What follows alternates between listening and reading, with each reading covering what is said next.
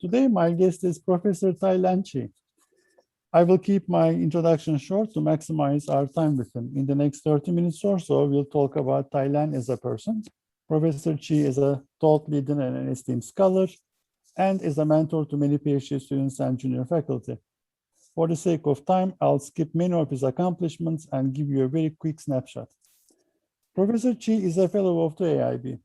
He's an editor at JIBS, serves on the editorial boards of Academy of Management Review, Strategic Management Journal, Journal of World Business, and Global Strategy Journal. He was a finalist in the AIB Richard Farmer dissertation competition in IB. He's an expert in integrating RBV and property rights, and a major contributor in applying real options in international business and strategy research. Thank you, Tailan, for joining us. Oh, thank you so much for this great informative set of work you are doing. Thank you. Tailan, what did you want to become when you were a child? Well, as a child, I was very quiet and not so rambunctious as a boy. I liked drawing. Right? The people saw my drawing. They said, "Oh, you should be a painter when you grow up." Then we lived in a fairly isolated place, and so I did not have a lot of kids to play. When we moved to a big organization's compound with lots of families, lots of kids, I started playing with other kids and forgot about my painting. And then I developed interest in electronics, assembling transistor radios, even got parts for a TV set before I graduated from high school. At that time, I wanted to be an electrical engineer. And so, but after graduation in high school, which, I can talk about it later, I had to work. So I basically abandoned my, hobby, and I picked it up again, when I started, assembling computers for myself, as a graduate student, and even as a professor. And so it shifted a lot. Yeah, it's from childhood to teenage. Where did you grow up? Well, I grew up in northern China, mainly in Beijing. And can you remember the earliest moment of awareness between domestic versus international? Yeah, well, my first exposure to people of different nationalities was in kindergarten. I went to a kindergarten that also admitted children from foreign embassies in Beijing. In my also some foreign dignitaries who may have fled their country because of coups or violence, who lived in Beijing.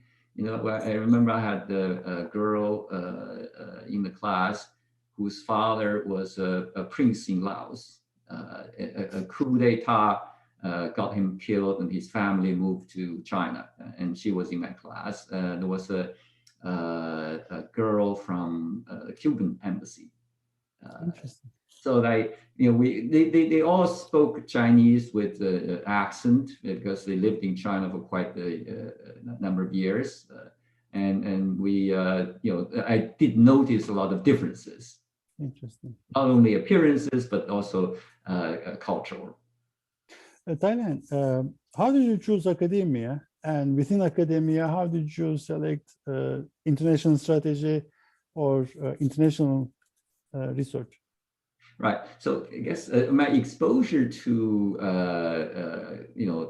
national cross-nation differences, cross-cultural differences are two-stage, right? As a kid, I mentioned I went to a kindergarten with kids from other countries, and then China closed up as I was growing up, there were very few foreigners, and the Cultural Revolution started, and it was political turmoil, and most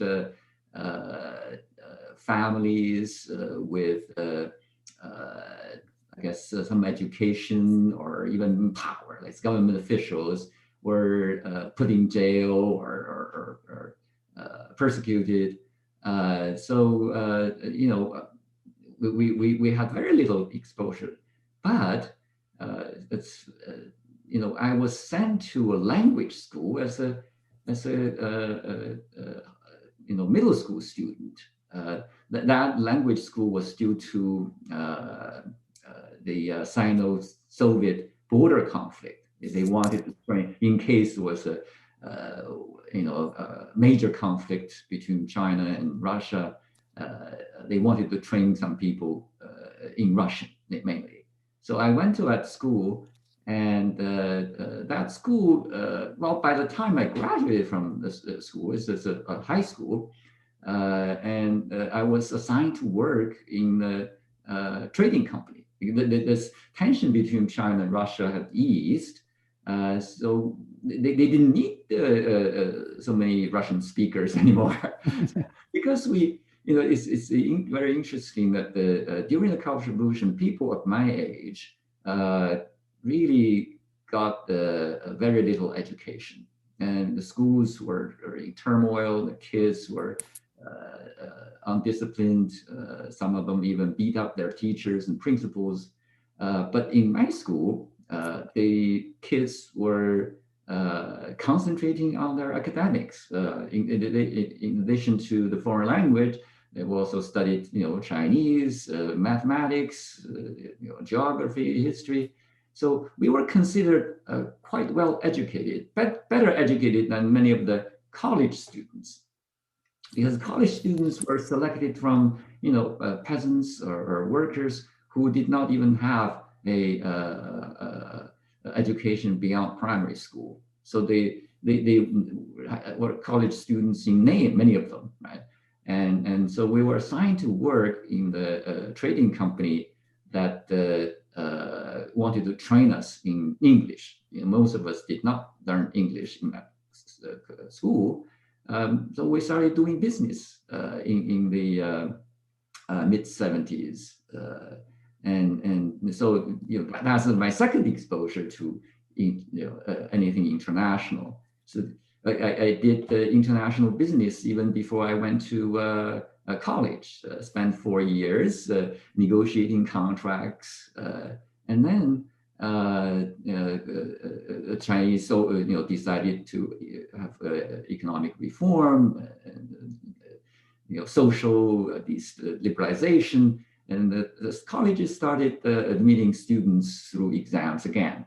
I took the exam. I went to, I tried to decide which field to go to. Initially, I was still aspiring to be an electrical engineer. So that was my passion for quite some time as a teenager. But then I realized my comparative advantage.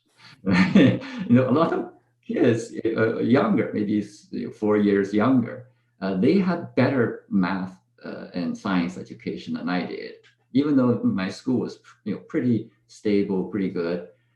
So if I try to go to engineering school, I probably would not be able to get into one of the top schools. So I realized my education was broader, my experience was broader. Business was probably my comparative advantage, and so I decided to apply for admission at the they call it Beijing Institute of Foreign Trade, which is now called the University of International Business and Economics. Interesting. Right, and so that's what I started studying this. The more I studied, the more I felt that I did not know much. So I, decided to pursue academics at the time. Makes sense and very interesting. Tailan, what's something that you wouldn't put on your CV but the audience might find interesting. Other than the fact that you know Russian, you speak fluent Russian. Well, my Russian is all rusty. Yeah. Well, a lot of people don't. I mean, I don't. I do put on CV that I have some Russian. I guess not proficiency, but speak a little bit of Russian. And you know, I started alluding to this. I worked in international business before I even got college education.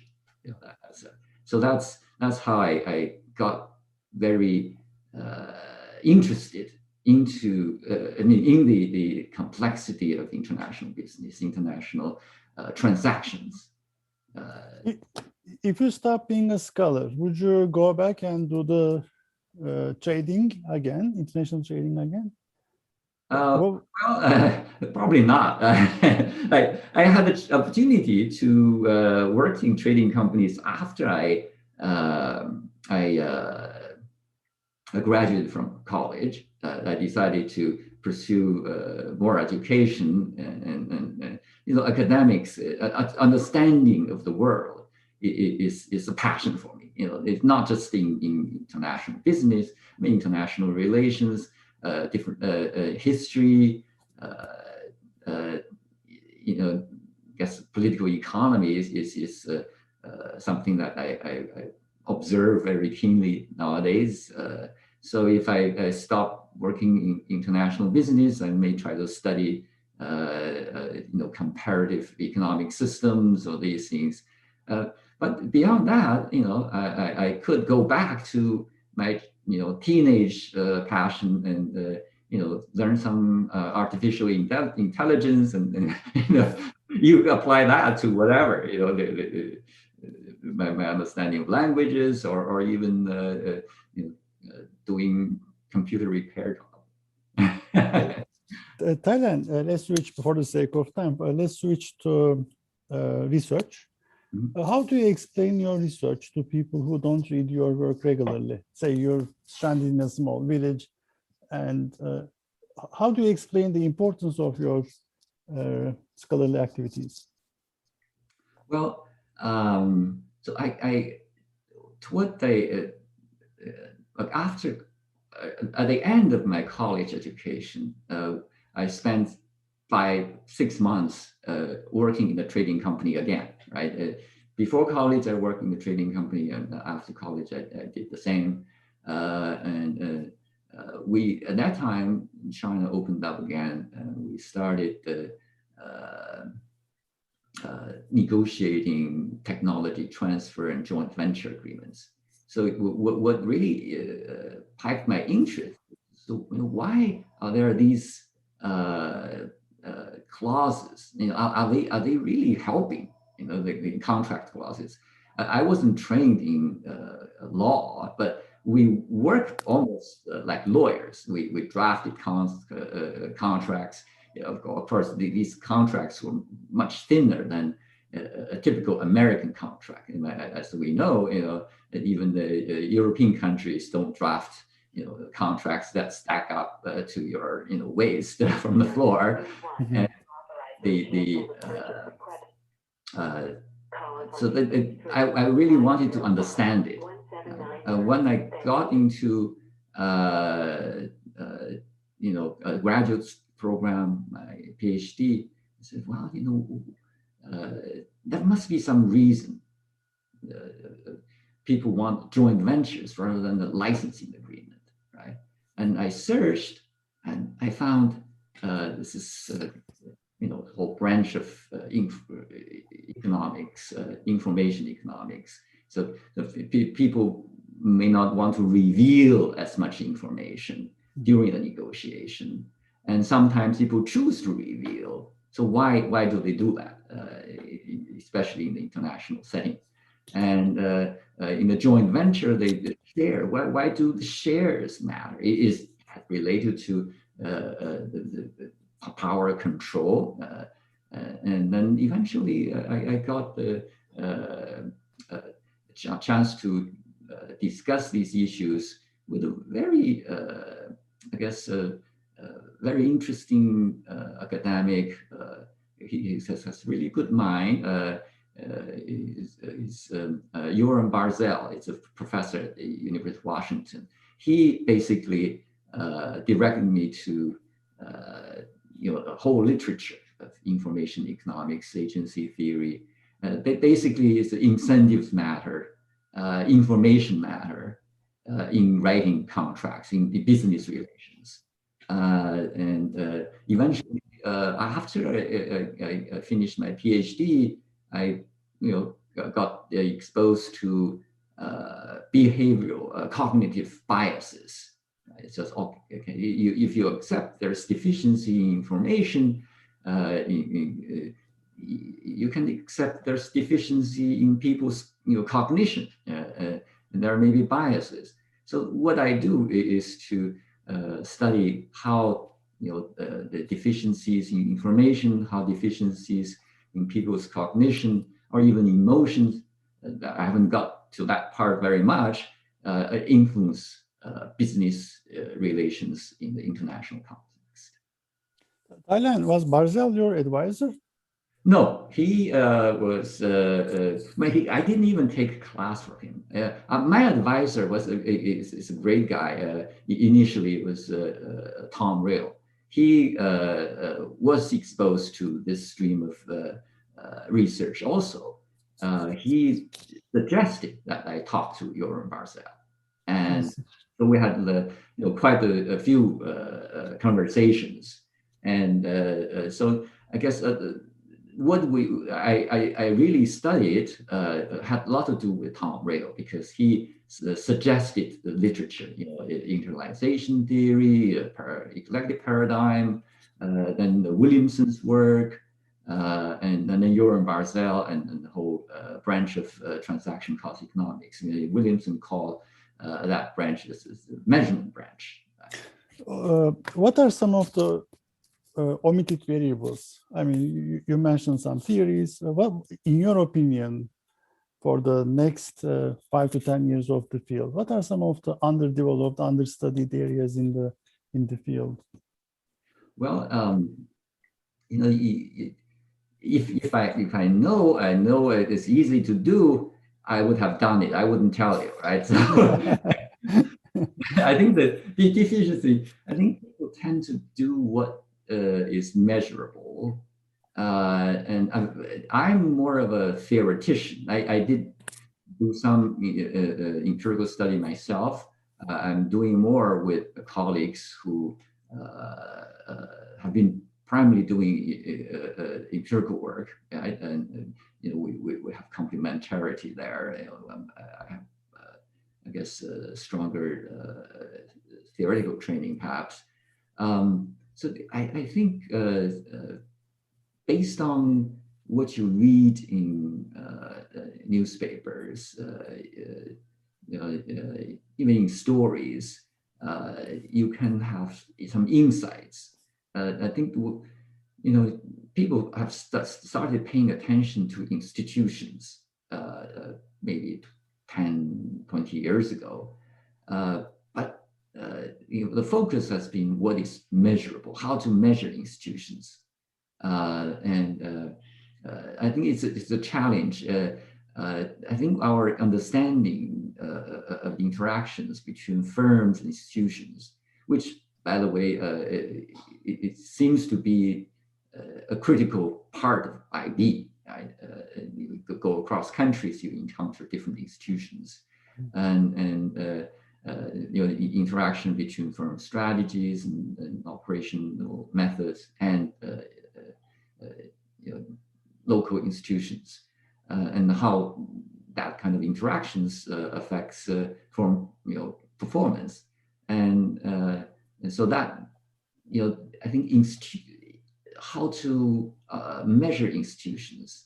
I think our theorization may be constrained by what we can measure also. I think there's an iterative process. We try to understand institutions from an intuitive perspective based on our observations, and then observe how firms behave differently across institutions. And then maybe we can figure out a better way to measure institutions and get more rigorous evidence and more insights. Thank you. Thailand, what can you say about creativity in research? Like, what does your mind think of when it wants to feel in a state of idle curiosity, especially about theorizing? Like, where do these creative theories come from? Yeah, my view maybe is constrained by my ability to think. Right? My view is that it's really difficult to get the new ideas out of thin air, and some people may be able to think of things that nobody else thought of. Like really, maybe really path breaking. For me, I need to understand more, a broader knowledge base.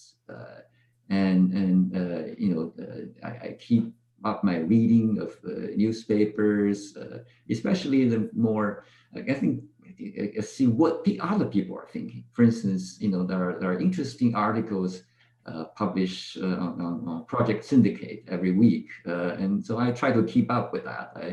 They may have insights that apply to my field, right? To IB.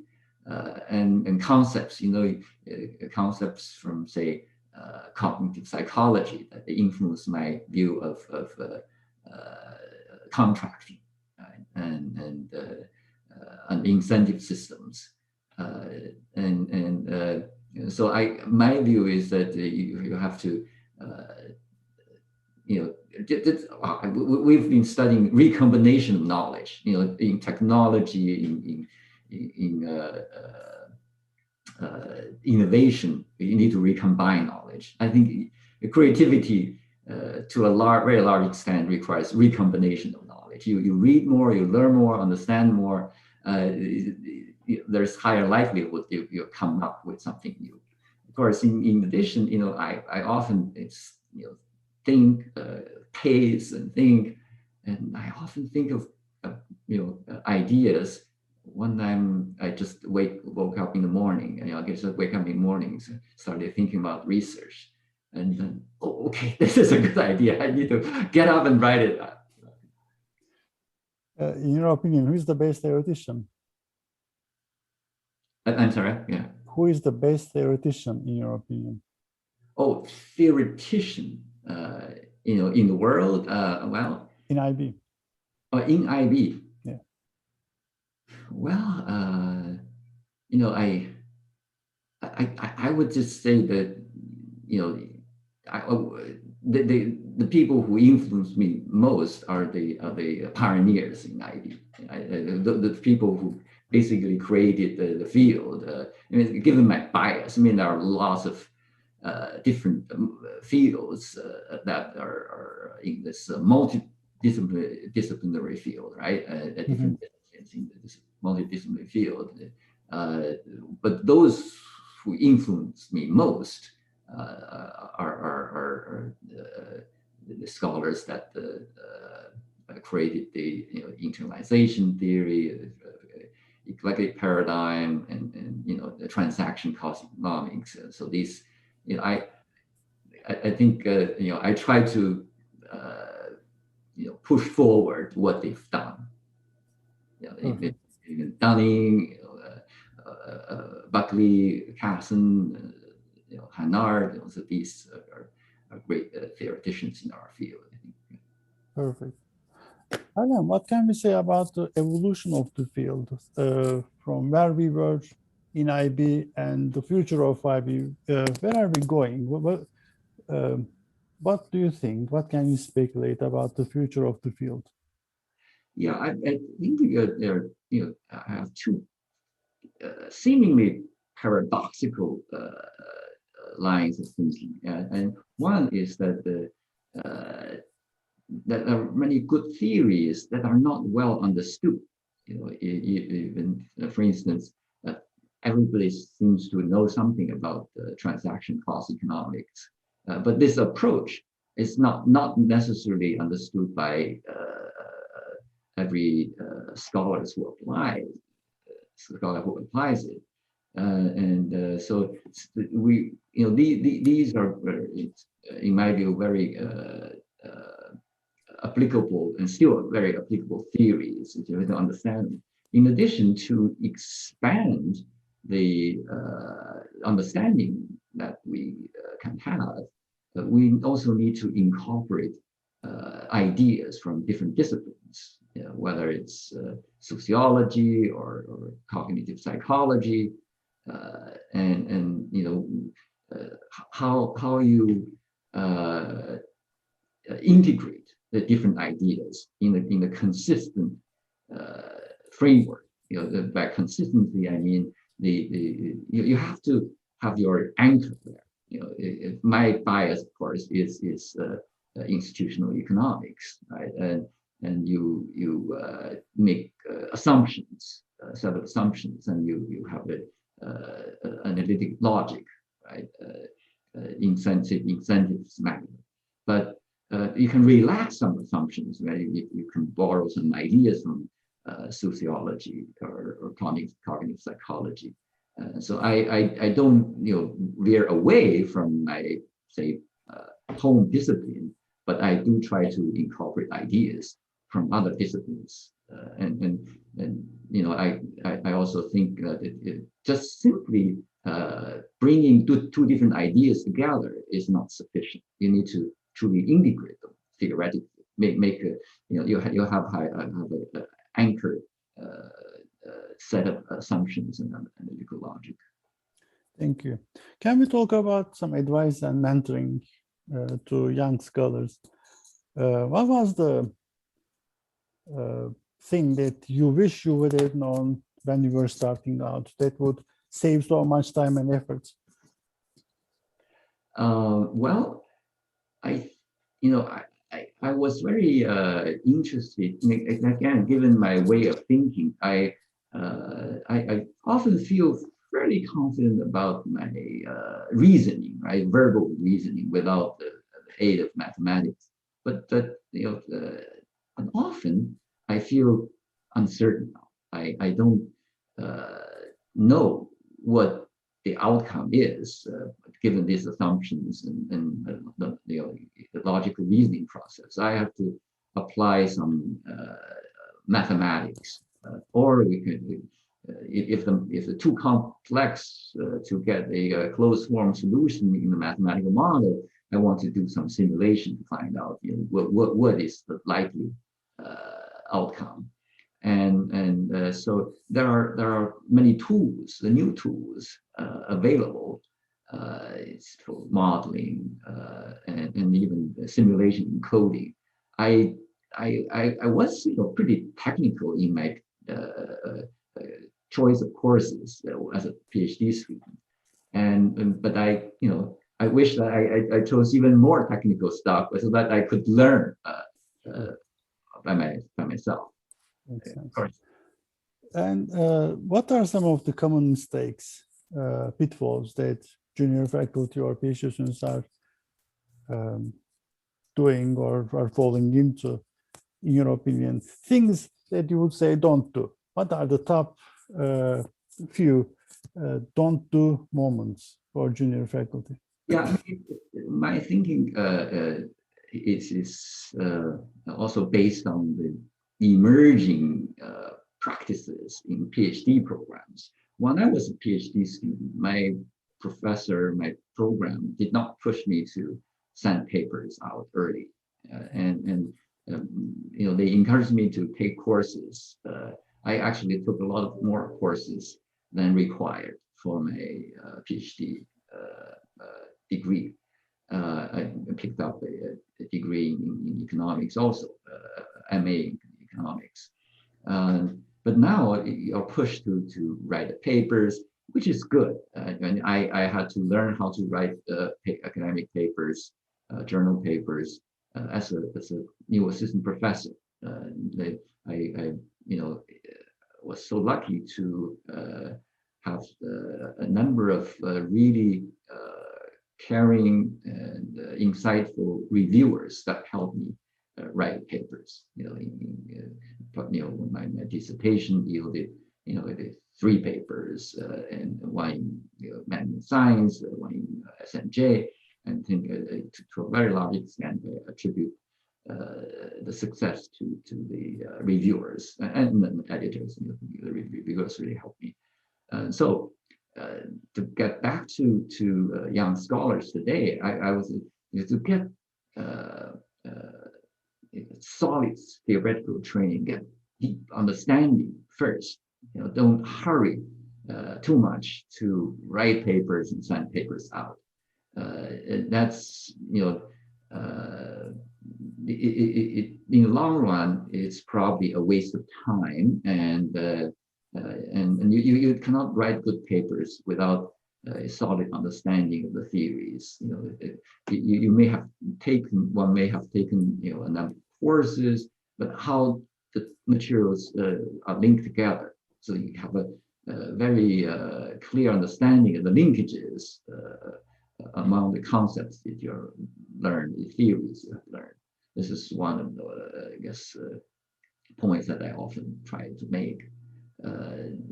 In addition,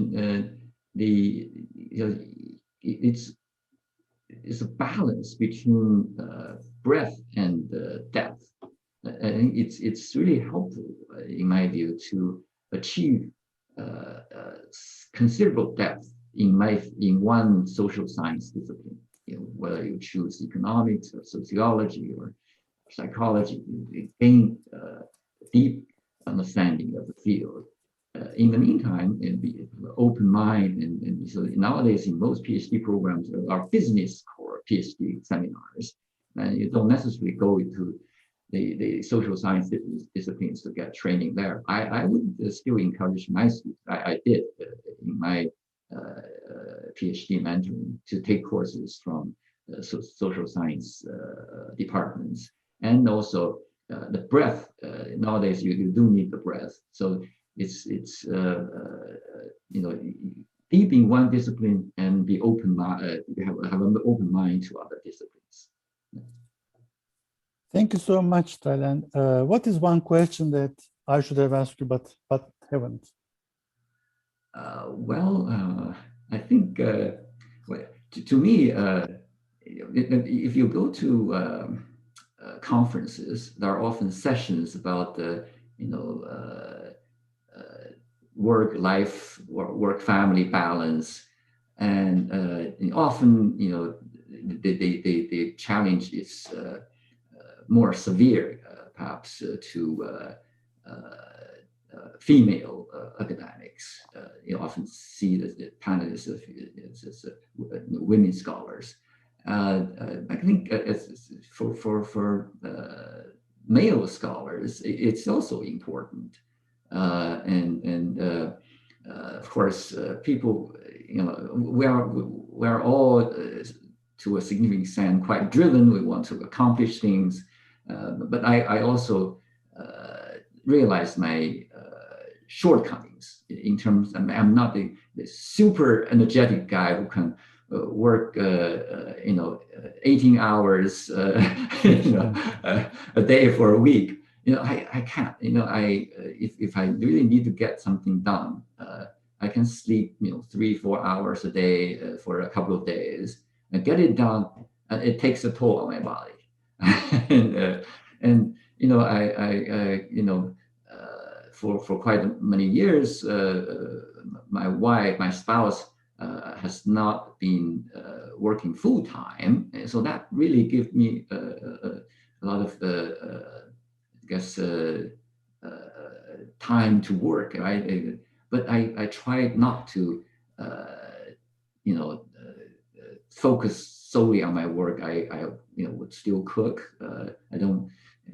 I understand that my spouse need time off, even though she's not working full time. And I wash dishes. I spend time with my children. It's as a person, it's a little hard for me to say no when people ask me to do things. But I know what my limitation is, what my priority is. I also learn to say no when it's really, beyond my capacity. Thank you so much, Thailand, for this very interesting, informative, and candid conversation. I learned a lot. I'm sure the audience will agree with me. Okay, so thank you very much for doing this great work, and I'm humbled to be selected to talk about my life and the research that I can work. Thank you.